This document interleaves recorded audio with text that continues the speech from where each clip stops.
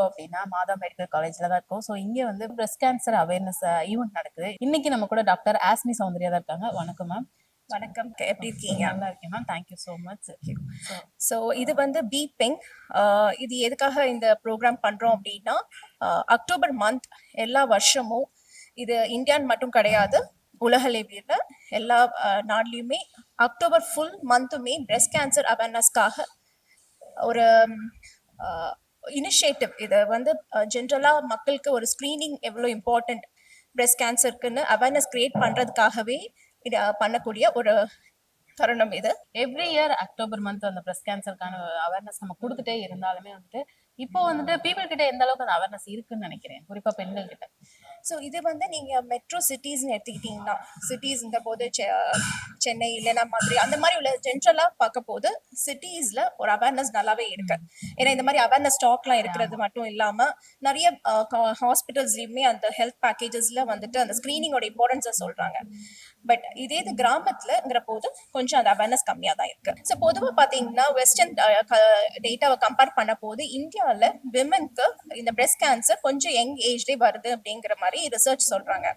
So இதனால என்ன ஆகுது அப்படின்னா, ப்ரெசென்ட் பண்ண போதே விமனுக்கு கொஞ்சம் ஸ்டேஜ் ஜாஸ்தியாவே ப்ரெசென்ட் பண்ற மாதிரி இருக்கு. ஸோ ஸ்டேஜ் ஜாஸ்தியா இருக்க போது ட்ரீட்மெண்ட்டும் அதுக்கேற்ற மாதிரி நிறைய இருக்கும், கொஞ்சம் கடினமாகவும் இருக்கும். ஓகே, எந்த கேட்டகரி ஏஜ் கேட்டகரி இருக்கவங்களுக்கு இப்போ அதிகமா வந்து வர்றதுக்கான வாய்ப்புகள் இருக்கு? ஸோ பிரஸ்ட் கேன்சர் பொறுத்த வரைக்கும் இந்தியாவில் அது காமனாக பார்க்குறதே 45லேருந்து 55க்குள்ளேயே ப்ரெசென்ட் ஆகுது அப்படிங்கிற டேட்டா இருக்கு. அன்லைக் வெஸ்டர்ன் டேட்டாவில் பார்த்தீங்கன்னா 60 இயர்ஸ்க்கு அபவ் தான் இது காமனாக இருக்கும். Okay ma'am, thank you so much. வணக்கம் மேம். டாக்டர் சந்திரலேகா தான் நீங்க நம்ம கூட இருக்காங்க. ஓகே, எப்படி இருக்கீங்க? நல்லா இருக்கேன். ஓகே, இன்னைக்கு வந்து பீட் கேன்சர் அப்படின்ற ஒரு ஈவெண்ட் நடந்துட்டு இருக்கு. So every year October breast cancer month தான் நம்ம செலிப்ரேட் பண்ணிட்டு இருக்கோம். அதுக்கான அவேர்னஸ் பீப்புள் கிட்ட கொடுத்துட்டு இருந்தாலுமே பொதுவா பெண்கள் கிட்ட வந்து எந்த அளவுக்கு அந்த அவேர்னஸ் போய் சேர்ந்திருக்கு அப்படின்னு நீங்க நினைக்கிறீங்க? பொதுவாக ஏன் நம்ம பிரஸ்ட் கேன்சரை பற்றி நம்ம இவ்வளோ கன்சர்னாக இருக்கோம்னா, சூப்பர்ஃபிஷியலாக இருக்க ஆர்கன் தான். அதனால ஈஸியாக கண்டுபிடிச்சிடலாம். ஈஸியாக கண்டுபிடிச்சாலும் நல்ல ட்ரீட்மெண்ட்ஸ் இருக்குது. இப்போ கேன்சருன்னு சொன்னாலே எல்லாரும் பயந்துடுறாங்க அந்த வேர்டை கேட்டாலே. ஆனால் பிரஸ்ட் கேன்சரை மட்டும் கன்சர்ன் பண்ணி நம்ம சொல்லணும்னா நல்லாவே ட்ரீட்மெண்ட்ஸ் இருக்குது. பயப்பட வேணாம், ஏர்லியாகவும் கண்டுபிடிக்கலாம். அதுக்காக தான் பிரஸ்ட் கேன்சருக்கு மட்டும் இவ்வளோ ஒரு ப்ரொமோஷன் ரிகார்டிங் ஸ்க்ரீனிங்னு பார்த்தீங்கன்னா, நமக்கு பிரஸ்ட் கேன்சருக்கும் சர்வைக்கல் கேன்சர், அதாவது உமன் ரிலேட்டட் கேன்சர்ஸ், பெண்களுக்கு வரக்கூடிய புற்றுநோயின்னு பார்த்தோன்னா மார்பக புற்றுநோய் மற்றும் நம்ம கர்ப்பப்பை வாய் புற்றுநோய். ஸோ அதுதான் செர்வைக்கல் கேன்சர்னு சொல்லுவோம். இது ரெண்டுத்துக்கும் தான் ஸ்க்ரீனிங் மெத்தட்ஸே இருக்கு. ஸோ மற்றதெல்லாம் நமக்கு எனக்கு தெரியவே இல்லை, நான் கண்டுபிடிக்க முடியல அப்படின்னு கடைசியாக தான் வருவாங்க. ஆனால் இதில் அந்த மாதிரி சொல்றதுக்கு ஆப்ஷன்ஸ் வந்து கம்மி. ஸோ நிறைய ஸ்க்ரீனிங் மெத்தட்ஸ் இருக்கு. அவங்களே செல்ஃப் பிரஸ்ட் எக்ஸாமினேஷன் இல்லை கிளினிக்கல் எக்ஸாமினேஷன் ரொட்டீனா ஒரு 40 வயசுக்கு மேலே இருக்கிறவங்க பண்ணிக்கிட்டா கண்டிப்பாக ஈஸியாக கண்டுபிடிக்கலாம். நல்ல ட்ரீட்மெண்ட்டும் இருக்கு. கண்டிப்பா. இப்போ வந்து நான் கேட்ட வரைக்கும் எல்லா டாக்டர் சொன்னது அந்த 40 இயர்ஸ்க்கு மேல இருக்கவங்களுக்கு தான் அது வரதுக்கான வாய்ப்புகள் அதிகமா இருக்கு அப்படின்னு சொல்லிட்டு. செல்ஃப் டயக்னோஸ் அப்படின்ற ஒரு விஷயம் இருக்குல்ல, எப்படி வந்து செல்ஃப் டயக்னோஸ் பண்ணிக்கலாம்? So breast self examination, so அதை பார்த்தோம்னா நமக்கு வந்துட்டு சில பேருக்கு டென்ஸ் பிரஸ்டாக இருக்கலாம். ஸோ அவங்களுக்கு அவங்க குளிக்கும் போதோ இல்லை மாதத்துக்கு ஒரு தடவை படுத்த பொசிஷனில் இல்லை கை தூக்கின பொசிஷன் அந்த மாதிரி மிரருக்கு முன்னாடி முதல்ல அவங்களோட செல்ஃப் பிரஸ்டோட கன்சிஸ்டன்சியை அவங்க தெரிஞ்சுக்கிட்டாங்கன்னா கண்டிப்பாக அப்நார்மலாக ஏதாவது தென்பட்டுச்சுன்னா அவங்களால ஈஸியாக டயக்னோஸ் பண்ண முடியும். இல்லை சில பேருக்கு டென்ஸ் பிரஸ்டாக இருக்குது அப்படின்ற பேஷண்ட்ஸ்க்கு அது கொஞ்சம் கஷ்டம்தான். அந்த மாதிரி இருக்கிறப்போ கிளினிக்கல் பிரஸ்ட் எக்ஸாமினேஷன் இல்லை மேமோகிராம் அந்த மாதிரி பண்ணும்போது கண்டிப்பாக டிடெக்ட் பண்ணிடலாம். ஓகே, இப்போ என்னென்ன ட்ரீட்மெண்ட்ஸ்லாம் இருக்குது பிரஸ்ட் கேன்சருக்கு? பிரஸ்ட் கேன்சரை பொறுத்தளவுக்கு it is a multi modality treatment. அதாவது பல துறைகள் சேர்ந்து தான் வந்து அதை ட்ரீட்மெண்ட் பண்ண முடியும். ஒன்று சர்ஜரி, கீமோதெரப்பி, ரேடியேஷன் தெரப்பி, இது மூணும் சேர்ந்தது தான் அந்த இது.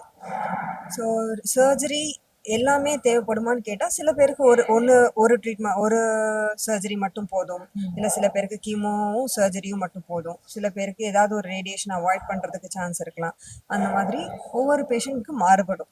ஸோ முதல்ல அதில் நமக்கு வந்து தெரிஞ்சுக்க வேண்டியது வந்து இம்யூனோஹிஸ்டோகெமிஸ்ட்ரின்னு பண்ணுவாங்க. பயாப்சின்னு ஒன்று பண்ணதுக்கப்புறம் அது கேன்சர் பிரஸ்ட்ன்னு கண்டுபிடிச்சதுக்கப்புறம் இம்யூனோஹிஸ்டோகெமிஸ்ட்ரின்னு பண்ணுவாங்க. அதில் ER, PR, HER2 நியூ ஸ்டேட்டஸ்ன்னு சொல்லி பார்ப்போம்.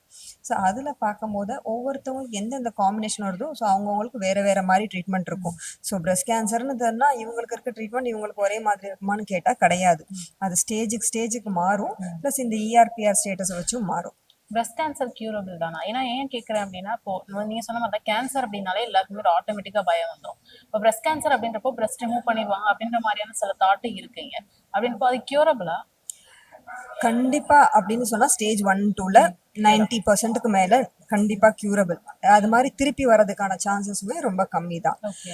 3ல ஒரு பார்டர் லைன் வச்சுக்கலாம். 4 வந்து கண்டிப்பா ப்ரொலாங் பண்ணலாம். இப்போ நிறைய ட்ரீட்மெண்ட்ஸும் அவைலபிளா இருக்கு. 4ன்னு சொல்லும் போது பல இடத்துக்கு பரவின கண்டிஷன்ல இருக்கு அப்படின்னு அர்த்தம்.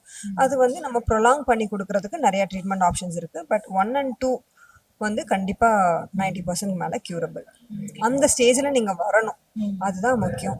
ஓகே. இப்போ அதே மாதிரி முன்னாடி ஒரு டாக்டர் சொன்னாரு பிரஸ்ட் ஃபீட் பண்ணாதவங்களுக்கு தான் அதிகமா நம்ம வர்றதுக்கான சான்சஸும் இருக்கு அப்படின்னு சொல்லிட்டு. இந்த மாதிரி என்னென்ன ரீசன்ஸ்னால பிரஸ்ட் கேன்சர் வருது?